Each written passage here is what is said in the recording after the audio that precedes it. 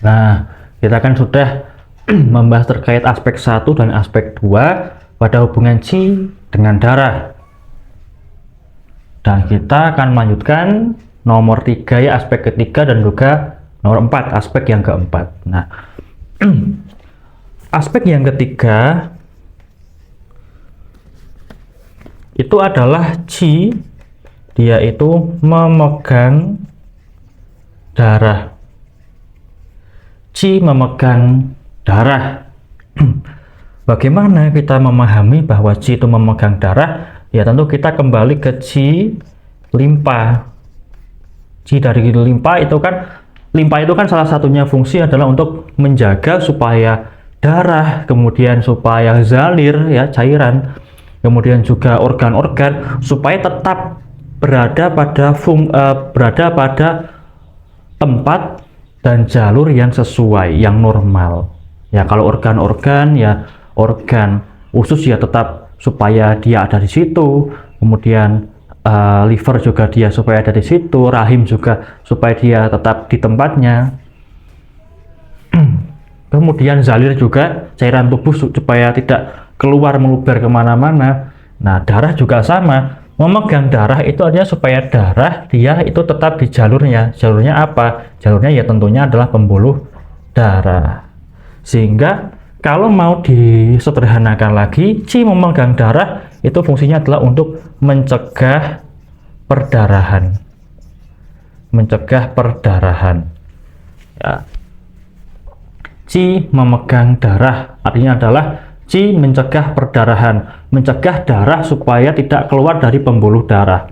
Kalau Qi, terutama Qi limpa itu terlalu lemah, dia gagal untuk menjaga atau memegang darah, ya tentu darah akan keluar dari pembuluhnya, dari pembuluh darah, dari jalur yang normal, sehingga akan terjadi perdarahan, mimisan, muntah darah, ya beraknya ada darahnya, ya fesesnya ada darahnya, kencingnya berdarah, ya seperti itu, batuknya berdarah.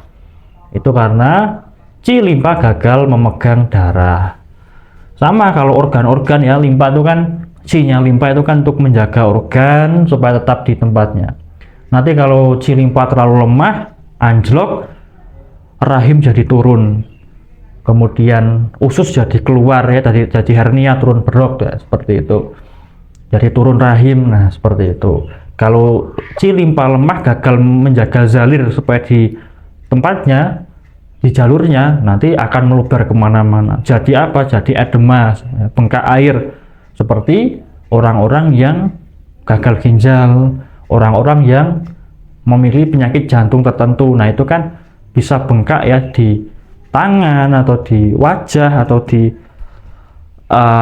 kaki, di perut, ya, punggung. Itu yang bengkaknya adalah bengkak air di bawah permukaan kulit ya, di antara otot-otot itu ada air yang merembes ke situ.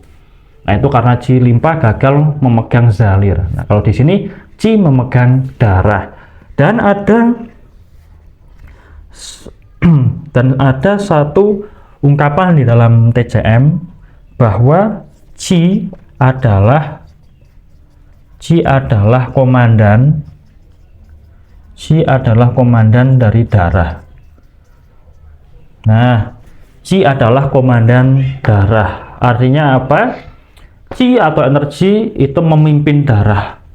Ibarat dia adalah pemimpinnya, komandan, pasukannya adalah darah, supaya darah itu berjalan mengalir sesuai di jalurnya, sesuai arahan dari si komandan ini ya. Silahkan mengalir supaya tetap di pembuluh darah, jangan sampai keluar dari barisan, jangan sampai keluar dari pembuluh darah. Nah seperti itu, diibaratkan Qi adalah komandan darah.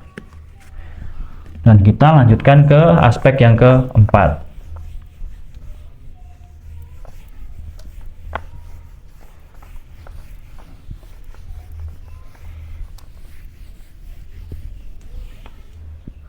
Aspek yang keempat